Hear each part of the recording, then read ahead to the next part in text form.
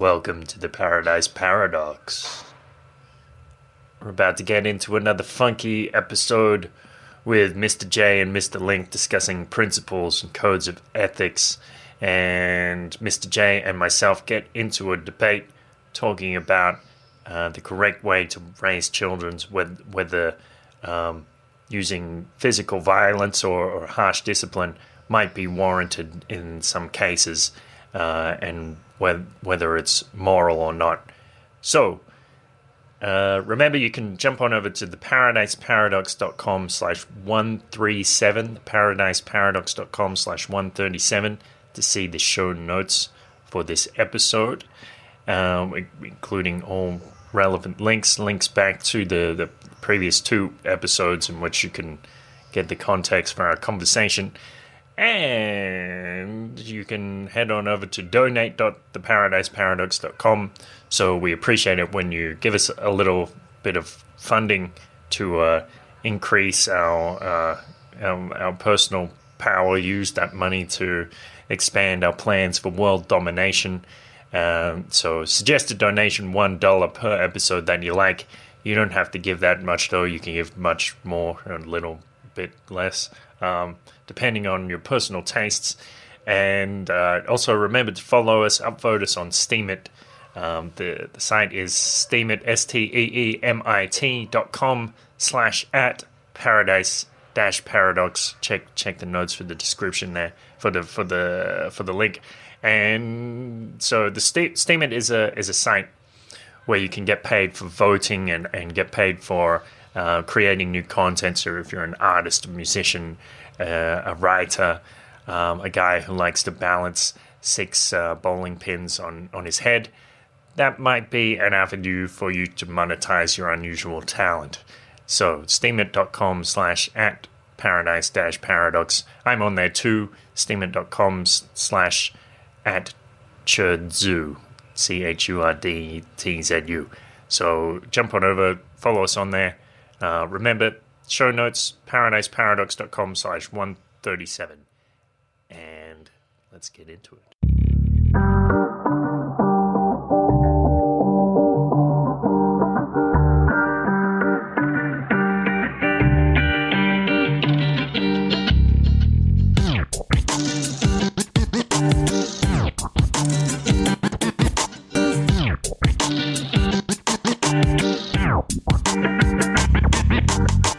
If you're looking at people who have a way of life, or so-called principled people, then when you're looking at questions, abstract questions, then they do have a relationship with actuality.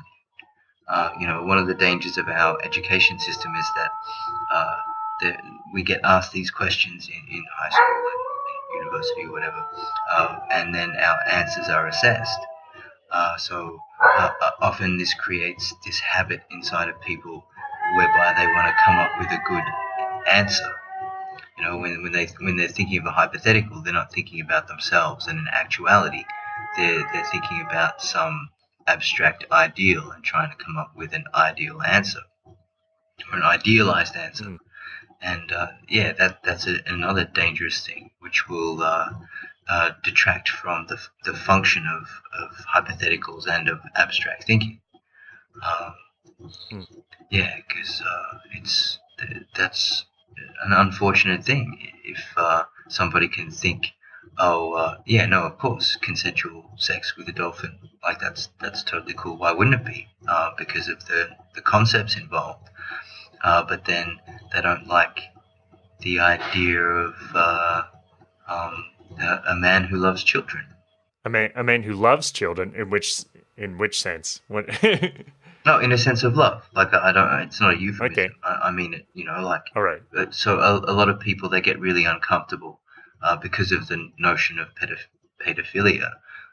If an older person loves children. But yeah, so I think if someone can agree with the concept of somebody loving a dolphin, but then in life they get uncomfortable with an adult who loves children, then it shows that their hypothetical thinking is not very actual. it's an intellectual game as opposed to an exploration of reality. Which, again, seems to be my major frustration with people who understand spirituality, whatever, but they're either wearing it like fashion or it's more of an intellectual game. They're not actually applying it so much practically. There was something with the dolphin thing as well. Oh no, I've lost it. That's all right. The dolphin.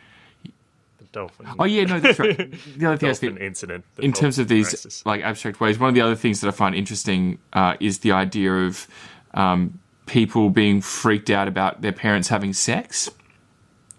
And these other things where in which, like, I can see, like, if I want to understand it, I can think, like, people imagining their parents themselves having sex, like, they might, if they find their parents ugly, or I think it's just also this concept of incest and these other cultural things that are just so wrong in a lot of people's ways of thinking that it's like their reaction to it is based on that, it's a theoretical reaction that they're having, not to the actual situation or something. Like, it's just... but it's not theoretical. Okay. So I have a theory about this, and I'm not really supposed to talk about this stuff. I'm actually breaking principle right now. But it's, for the sake of truth. So if you think about pornography, so many guys are happy to watch girl-on-girl pornography, whereas not so many girls are interested in gay pornography. And if you look at action films, this is a massive stereotype, but in general, guys, or the masculine way of looking at action films is they're very enjoyable, but the feminine way of looking at them is not very enjoyable at all. And I think the mechanism is a mechanism of identification. So when the masculine eye sees two women, the principle is still somewhere in my brain, sees two women together, they can insert themselves through identification into that scenario automatically. It's not something they have to consciously do. They just put themselves into that scenario, and it's quite useful in terms of imagination because they can flip from one side to the other or put themselves in between or whatnot. But it's automatic. It's not something that needs to be done. So this is the masculine Western way of doing identity. So when somebody thinks about their parents having sex, they're present. Their identification is present in that scenario. The way their identification is present in Rambo or in Die Hard or whatever. They're part of what's happening. And in an action film, they enjoy it because it gives them a feeling of vicarious power or whatever. But like you were saying, Link, when people imagine their parents having sex, it creates a vicarious feeling of incest because they're present in the idea. They can't remove themselves from the idea, or the degree to which they can't remove themselves from the idea is the degree to which it makes them uncomfortable. Yeah, well, it's interesting because, like, when I was writing this one spoken word piece, I'm not sure if I'll ever do it, but it was set around this day where I sat down to meditate in my bedroom that was, right next door to my parents' bedroom. And it was in the morning or whatever, and as I start drifting into the meditation, I just start hearing this. And it was just the most interesting experience because, while I'm already pretty cool with the idea of my parents having sex, generally speaking, when I hear them having sex, I'm happy because I'm like, yay, they're into each other. That's good. Well, no pun intended. But, I'd much rather my parents be happy and having sex than be, not happy, which is what it kind of suggests to me. But then as this experience is happening, like, I'm sort of just, trying to stay with my breath and not sort of get too into it. But then I started thinking about having sex with my mum, like, or being in this situation. Like, these images start sort of popping into my mind, and there's this idea in me that I'm not supposed to want to have sex with my mum, like, culturally, like, that's a thing. So there's this part of me that doesn't want to have that desire or those thoughts. But then there's another part of me that doesn't really give a shit about that, and thinks, well, if that's something I think, then so be it, whatever the fuck I think, you know. But then.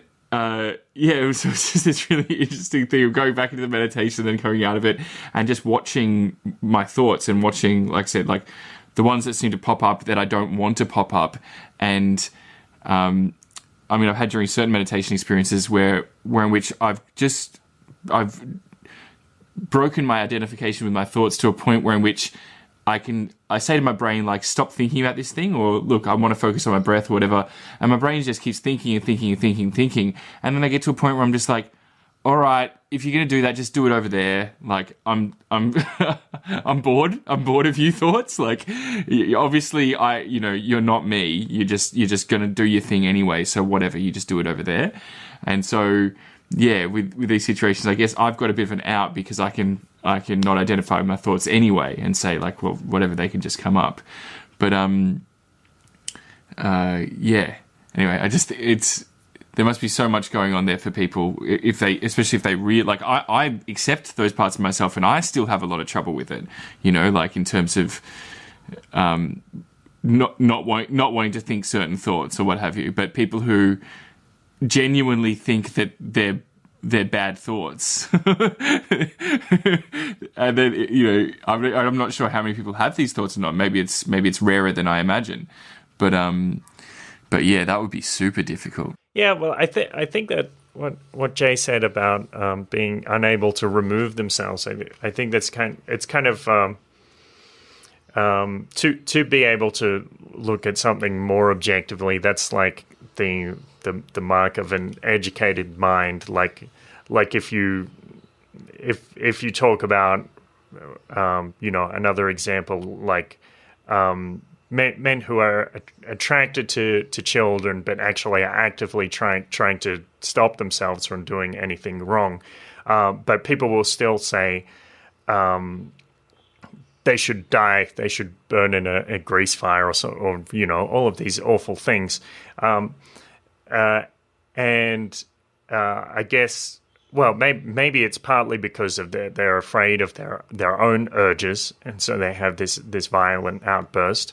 And it's also because they, like, to some extent somehow imagine themselves in this position, and whatever it is, maybe that's. Whatever uncomfortable idea comes up, they always have to push themselves in there, and that's why they can never look at it objectively. So two things. I think it was Schopenhauer, but maybe it was Berkeley. It was one of those dudes. They wrote that the first step in philosophy is being able to separate reason from desire. I think it's such an important thing. To be able to separate your thinking from your persona and your predilections or whatever. So there's that. And then there's this other weird identification that happens. So children, like, I respect children a lot. And one of the things that annoys me is when people treat children without respecting their perception or their intellect, or they treat them like they're not human beings. They're like pre-human beings or something. Yeah, they treat them like children. That's what they say. Yeah, but that to me shows a retarded person, because people go around saying, "Oh, they're young. What do they know about life?" And the reason why a person says that is because when they were young, they didn't know shit about life. But when I was young, or at least they assume they didn't. Well, yeah, I mean, the Mark Twain joke about his father. He's like, when he was 18 or whatever, I've forgotten the ages. When he was 18, his father knew nothing. But when he was 24, he was surprised at how much his father had learned in so few amount of years. And there's this thing, I guess, that everybody learns from experience. When you're older, when you look back on your younger self, you tend to look back a little bit disparagingly. I don't know. Maybe this is my massive conceit, but I remember my childhood well, and I remember my child mind, and I was perceptive when I was young, and wise in ways which I'm less wise now. So again, when I see somebody treating a child like they can't know anything, I think it's interesting. My buddy Justin lives in Norway, and he always tells me it's so great how children are treated in Norway.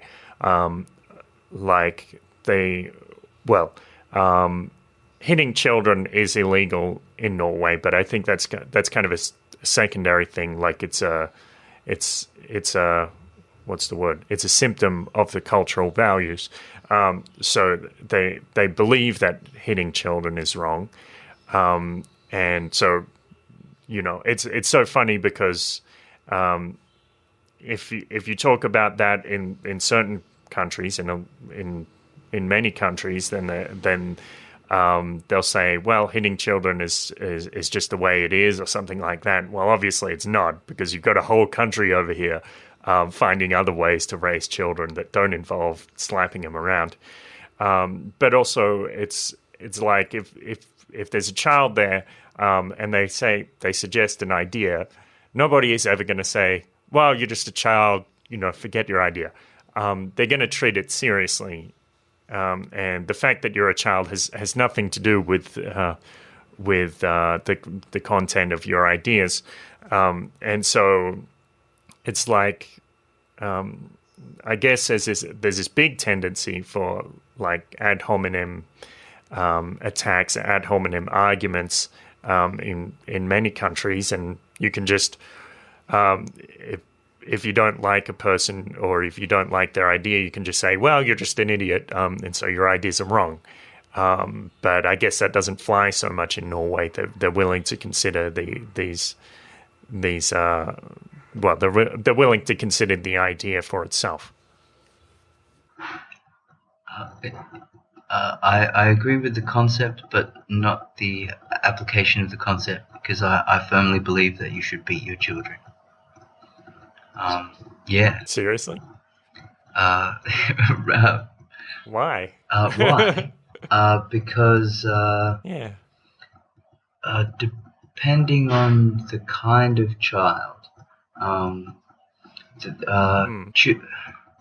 the developing human being can't necessarily perceive consequences, and you may be able to explain to them intellectually consequences, but they can't necessarily match the explanation of consequences with actuality. Whereas, yes. Well, that's a learning process. So until the point where they can do that, unfortunately, you're creating a situation of conditioning every time you interact with this child. So if you don't give them some kind of negative consequence that they can appreciate, then I think it makes it harder for them to learn consequences. Right. But you say that this argument is self-defeating because you're saying they don't have the intellect to discern action and consequence, but then you're saying you're going to beat them to show them the action. No, that's not what I'm saying. Relationship between. What I'm saying is they don't have the ability to conceptually link these two things, one concept to another, but they can conceptually link a physical punishment to a behavior. In fact, it's automatic. But if they don't have the intellect to link two things together conceptually, then how do you know they can link together the action of being beaten or the action that you're trying to prevent and the consequence of being beaten? Because those are both, again, conceptual. No, this is operant conditioning as opposed to conversation. That's the difference. Right, but you see that if they're okay, conceptually developed, I see your point, but if they're conceptually developed, then but the point is they don't necessarily. Yeah, if they're sorry, go on. conceptually developed, then you can create a kind of operant conditioning through concepts. But if they're not conceptually developed, then you have no recourse to concepts. And in fact, if you rely on concepts, all you'll do is develop a child who can give justifications for bad behavior. Whereas if you punish them physically, then you'll teach them through this punishment. I mean, it's not just children. There's a saying in India that you teach an intelligent person with reason, and a wise person with your personal experience, and a stupid person with a stick. And I believe that, and not just for children. I believe that with people. So I believe, I guess, through extension in the beating of adults. Yeah. Okay. But the thing is, again, you're saying the child is going to link the stimulus with the reaction of being beaten, but the thing is, they're not necessarily going to know what the stimulus is because, as you said, they're unable to reason and they're unable to conceptualize. No, that's not what I said. So that means they won't necessarily. They're not able to link cause and effect conceptually. It's different. Okay, but my point is they won't know what the stimulus is because they won't be able to imagine what specific scenarios lead them to being beaten. No, that's how will they know? Kurt. Yeah, this is just unintelligent beating. It's unintelligent. If you beat a child intelligently, okay, but I don't think you're. Yeah. Then they'll understand the reason for their punishment, and if you don't, then they won't understand the reason for their punishment, and you'll be creating trauma. I don't believe in the creation of trauma. What I'm describing is yes, but my question is this: how will they know the reason for their beating? Operant conditioning. So a dog, when it salivates when the bell rings, it doesn't know the reason for its salivation. It doesn't know the mechanism of its conditioning. It's just been conditioned. So a skillful way of conditioning is a way that creates a conditioning. The conceptual or non-conceptual understanding of the conditioned is not a part of the conditioning. That will come later on when the child becomes conceptually able to create cause and effect relationships between concepts. The problem with beating is that most of the people who do the beating unskillfully. So then the child doesn't understand why they're being beaten, and they've just been traumatized. I'm not agreeing with that. I think that's a form of torture.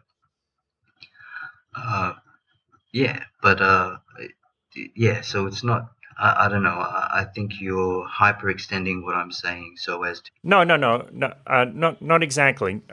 But the thing is, the child is going to hyperextend, or they're going to hyperspecialize, because if you have a stimulus, so say the stimulus is the child walking out into the street, and you beat the child to send a strong conditioning message of that it's wrong to step out onto the road. Now they're not going to be able to contextualize that entirely.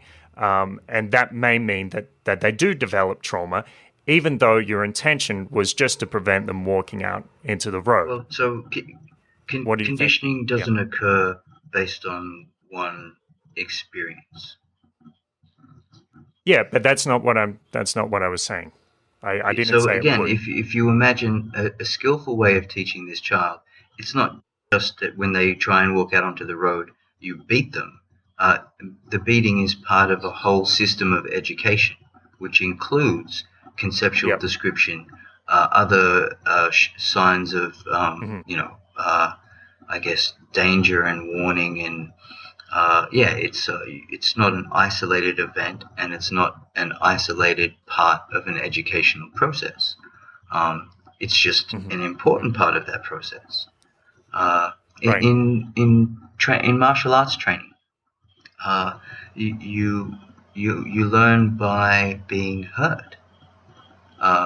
If you do a technique incorrectly, or you defend yourself from a technique incorrectly, you get hurt. But the degree to which you're hurt is controlled. It's controlled skillfully, so that you learn from your mistake. Without that physical feedback, it would be impossible to learn this kind of physical skill. There are certain things in which the physical feedback is built in, and other things whereby it seems perhaps optional, but to take that option is to create a kind of relative retardation. Possibly, but I mean, do you ever think it would be a good idea for me to beat my students if they couldn't conjugate a verb? No, but again, that's an exaggerated instance of physical consequence. It Yes, might but be. yeah. So they might learn much quicker if you were to punish them physically in a different way, in a way that gave them a direct physical feedback. Or just like an electric shock or something. Force them to do push-ups or something. Yeah, or some sensory unpleasantness. Well, again, that's a little bit extreme. I mean, the way that it commonly happens, again, because we're talking about higher order conceptual beings, it usually happens through displeasure. Students will make a mistake, and they can see the displeasure of their teacher. And if we go back towards the start of this conversation where we're talking about violence, words are a kind of action, and they carry with them a kind of violence. And it's the same with gesture and visual reaction. So I would say that you're already beating your students, but just not physically. Right. You're beating them gesturally, conceptually, in different forms of encouragement. But they're at a level whereby you can give them feedback in this way, and they'll receive feedback in this way. If they weren't at a level where they could take this conceptual feedback, this visual feedback, then it would behoove you as a teacher to find some other form of feedback, and maybe physical punishment is a last resort, but to take away that last resort, I think, is problematic. Okay, maybe it is a last resort, but I think having violence as a last resort can potentially limit your other resorts.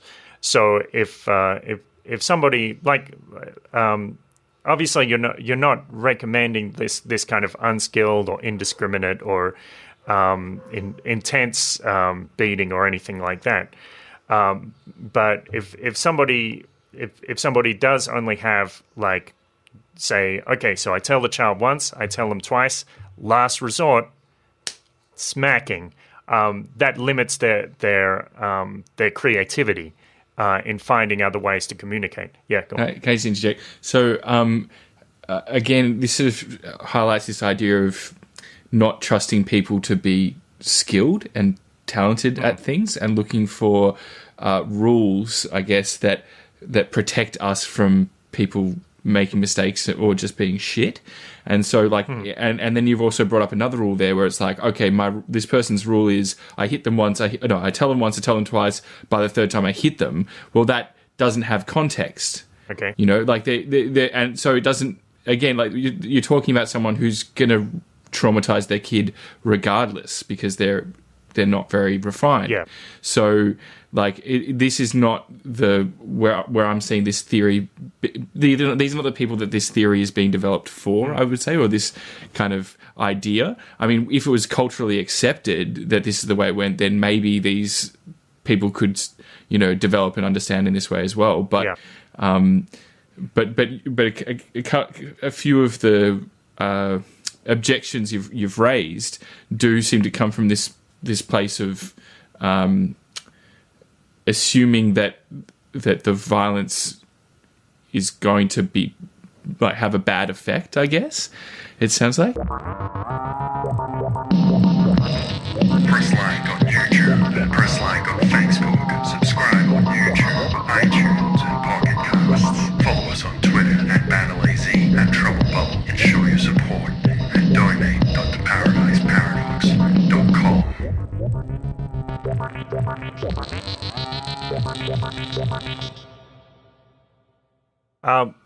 That's the thing is the evidence is on my side. So there are many studies which indicate, firstly, that violence against children does increase the risk factor of trauma, and then there are studies as well which demonstrate that normally what happens with parents who do use violence as this disincentive, they a lot of the time they go too far, but from their own admission. And even from my personal experience, now my father is generally a very gentle man, and anybody will tell you that he's a very nice person. But in our house, I do remember several times where he beat us when it wasn't necessary, where we were receptive to reasoning. And I think that's the danger that enters. But of course, that's obviously not what Jeremy's advocating. But I think it's if you're willing to resort to violence once, you have to wonder where the boundaries are going to be drawn, and that is a risk factor. But again, so my other issue. Yep. My other issue is, so there's a joke from Seinfeld. They're talking about a school, and I think it's from the wedgie conversation. Elaine wants to know what a wedgie is. The what conversation? Elaine doesn't know what a wedgie is. And then when she finds out, she's like, boys are so cruel. And Jared says, well, what do girls do? And she says, well, we just tease somebody until they develop an eating disorder. Yeah. So my issue as well, and I haven't looked at these studies, but the issue that comes to mind is that certain kinds of violence are easy to study, and other kinds of violence, verbal violence, conceptual violence, are much harder to study. And well, there's evidence about that as well that indicates that like yelling at children is also causes problems. Well, there's a whole bunch of or it is a risk factor. There's a whole bunch of evidence that shows that leaving children undisciplined is highly detrimental to their development. Yeah. Yeah. Well, what do you mean when you say undisciplined, though? Because that's a curious term. Well, I guess fundamentally, because I'm not advocating in any way that a child shouldn't have guidance. Yeah. Well, I guess discipline is fundamentally negative feedback. Like if you imagine disciplinary action, that's not giving someone cookies for doing something good. Discipline has a stigma of strictness and punishment. Okay. So you're saying that there is a bunch of evidence which indicates that negative feedback, if children do not receive negative feedback, then they are at risk for certain problems. Well, I don't know about problems. I'm more concerned about retarded development, which isn't really necessarily a problem. You're saying they won't reach their full intellectual potential or something like that? Yeah, or their full potential as a human being. If children are not disciplined, then they're less likely to be able to develop self-discipline. Okay. Well, from my research and maybe maybe I've missed some key points, but from what I've read, that's not accurate. You don't. I mean, at least in terms of violence, there is. Yeah, but that's not what I'm talking about. There isn't really. But yeah, and okay, yeah. okay, but if that's not what you're talking about, then what are you talking about? You're talking about discipline in general, like. Of which a branch of which is physical punishment. Yeah. Okay, and what are some other branches of discipline? So having some kind of codified system of behavior. So, like, if you look at child rearing in Asian countries, or in Asian cultured families in Western countries, they, in general, are much more strict, have much more discipline, have much more punishment. And recently there have been a whole bunch of cross-cultural studies that show that these children who are subjected to intense, sometimes hyper-intense discipline have much higher rates of success and even weird things like autonomy and self-esteem than children who aren't disciplined. Okay, well, I'd like to see that.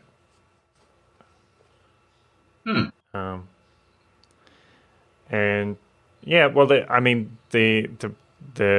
counterpoint to that might be that in certain Asian cultures, it seems that people aren't quite as creative. They can be very successful, but not necessarily in a creative way. And I wonder if that's if that can be a causal, if that can be caused by the way they're raised. Well, if you put it like that, then it seems like there's already been a causal relationship created. It's just whether or not the mechanism of that cause is inside of the disciplining itself or inside of this more groupish way of looking at the individual. But I don't necessarily agree with that. The statement of less creativity. But my idea of creativity is very broad. But yeah, maybe or to put it another way, for example, there was a famous event in China where there were several hundred Chinese and there were just a few Japanese military. I think this is how the story goes. And even though the Chinese outnumbered the Japanese by many times, the Japanese were able to control the Chinese and to eventually send them to their death.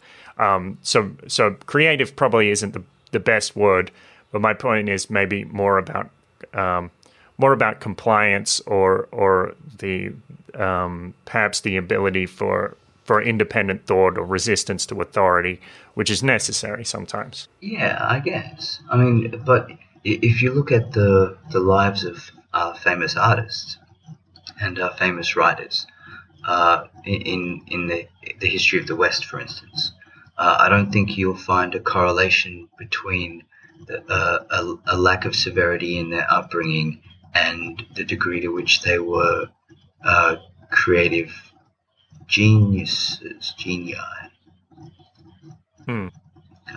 It's creativity and like hyper creativity is such a complex. I don't know how you describe it. It's multifactorial. It's so multifactorial. Yes. And I guess that's the issue with beating kids. If you start looking at it in a multifactorial way, chances are the parents who are resorting to beating their kids and intensely beating their kids, overbeating their kids, they're the kind of parents who are bad parents.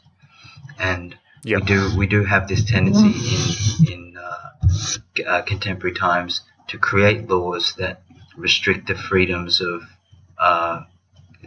the majority of people who wouldn't use those freedoms to protect people at risk from the people who are more likely to behave excessively in that way. As a law, it absolutely makes sense, and a skillful parent will still beat their children even though it's against the law. I guess that's my bottom line. Sometimes you got to race. I don't know. I don't think hitting people who haven't initiated violence against other people is warranted, and actually I think it's immoral. So what if they have? What if there is a child that is going around beating the shit out of other children, and yeah, well, that's something that's a different case. But beating a child for example, if the child goes to touch something on the stove, or the child gets too close to the pool and you don't want to put them in the pool, I've seen parents beat their children for similar reasons, and perhaps that wouldn't be a situation in which you'd advocate it. Well, it depends on the circumstances. Because if you have a child who's continuously almost falling into a pool unsupervised, and they're somehow getting access to the pool despite having common safeguards, if you don't beat that child, then maybe they will drown. That's the whole point of creating feedback. That's the danger of taking away this tool. But yeah, and I don't know. Now I'm thinking a little bit mischievously. But yeah, so in the circumstances whereby, say, a child is being violent towards other children, and no form of verbal or behavioral discipline is having an effect, then is it better to then find a child who's highly skilled at violence and have them administer some form of vigilante child-on-child justice? That seems crazy to me. Okay. Well, I don't know. I don't know. That doesn't sound like a great idea for sure. Yeah, it sounds bad. Sometimes you got to race. Yeah, and it just seems like this principle of not harming people and stuff. While I agree with it, it does seem like it's restricting. Like, if I was to ask you, when is the situation where in which it would be the cost of not hitting them is greater than the cost of hitting them, would you have any answers to that question? Yes. So if it's in defense of an innocent, if the child is for example, if there's a bully in the schoolyard and the bully goes to punch another student or another child, then that second child would be justified in striking back to defend themselves. Likewise, if a third party, like a parent or a teacher, saw that this bully was about to strike another student, they would be justified in striking the student to the extent that it prevented the initiation of violence. But in that case, I mean, depending on the situation, I would say, even though it would be justified, maybe it wouldn't be necessary, depending on how it went. So the main idea would be in relation to preventing other violence. Yes. Not in terms of the safety or development of the child itself. Well, I mean, it's very difficult for me to imagine a scenario where the safety of the child is at risk because you haven't beaten them. Because from my perspective, like if you have this situation with the pool, what you need to do with the pool, I mean, if the child shouldn't, of course, like Jeremy said, with safeguards, like you put up a fence around the pool, or you just watch the child. And if you watch the child and make sure he doesn't jump in the pool, or if he does jump in the pool, that is okay. And maybe in some situations, you need to pick up the child, or even in an extreme situation, you need to yank the child's arm to protect him. But you don't necessarily need to hit him. Like I had a situation many years ago where a friend of mine ran out into the road. He was very distressed and he was like suicidal. I ran out into the road and I didn't hit him. I bear hugged him and pulled him back to safety. Now it was I was interfering with his autonomy, but I wasn't hitting him, and hitting him wouldn't have been helpful in that situation. But I was acting to bring him to safety. Yeah. Again, so this brings up questions of what's the nature of violence. Yeah. Because like I think it's better to beat a kid than it is to, for instance, tie them to a chair. Right. But locking them in their room is an extension of this idea of tying them to a chair. Yes. Like yes. it's a kind of violence. And Yes.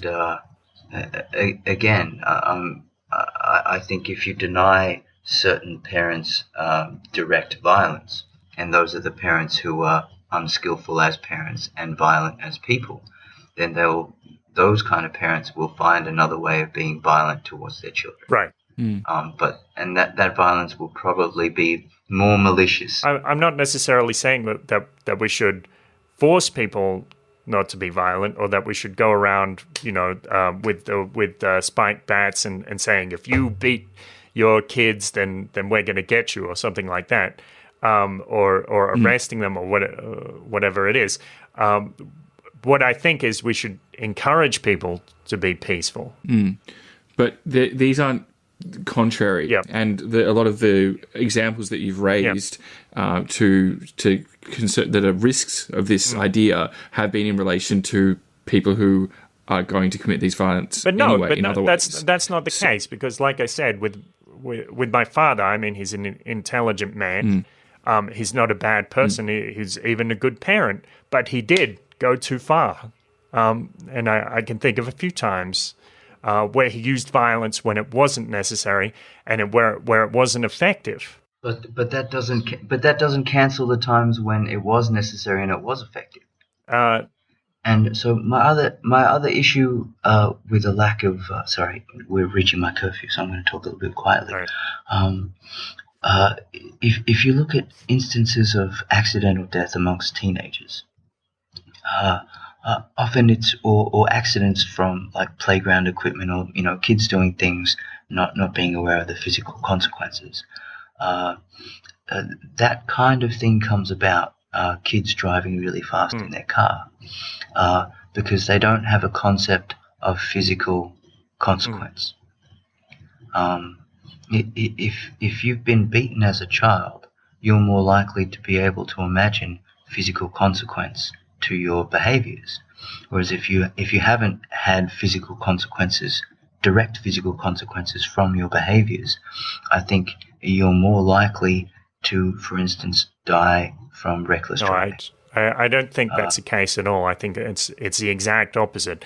I think what happens is when children are under the control of their parents, using discipline or whatever it is, then the children will act in accordance to that, as long as they know that they're held responsible by their parents. But that means that they do not learn real responsibility.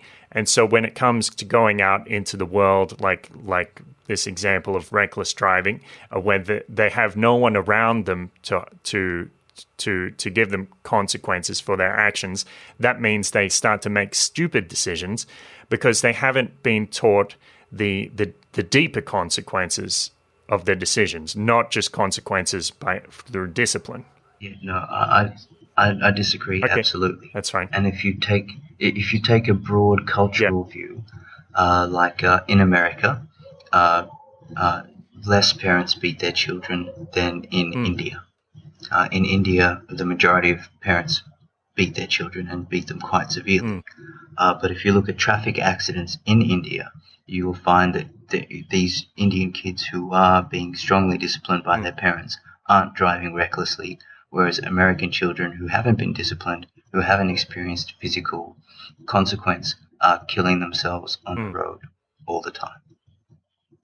And not only that, they're shooting each other with guns, and they're like the amount of physical consequence that people experience for a fact of having missed physical consequence in their upbringing, I think is axiomatically true. Okay. Well, those are interesting points. But guys, I have to go. Cool. It's Good time to wrap up. 11 o'clock. Okay, thanks, Jay. Yeah, Good on you. Thanks, Kurt. Thank you, Mr. Link. And yeah, it's an awesome conversation. Maybe we can do a part 2 in a month or Great. so. It's been a pleasure. Absolute pleasure. But love you guys, and I'm looking forward to hearing this one, especially. Great. Awesome. Cool. All right. Love you, lads. Have a sweet love you guys. night. Bye. Bye. So that concludes our mystical voyage exploring the principles of being a cool guy. And remember, you can jump on over to theparadiseparadox.com/137 to listen to the show notes for this episode, including some relevant links talking about the damage that a traumatic experience can have on children. And you can jump on over to the Paradise Paradox. Donate.theparadiseparadox.com to show your support, a little appreciation, a little bit of coin, or give us a comment on YouTube, share the video, whatever you want to do to show us your love. We do appreciate it. You can also jump on over to steemit.com/@paradise-paradox. Steemit with 2 E's. Steemit is a site where you can get paid for voting and creating content, so that might be worthwhile for many of you. Beats Facebook, so jump on over steemit.com/@paradise-paradox. And thanks so much for listening. Have a great day. Take care of yourself. Take care of your children. Have a good one.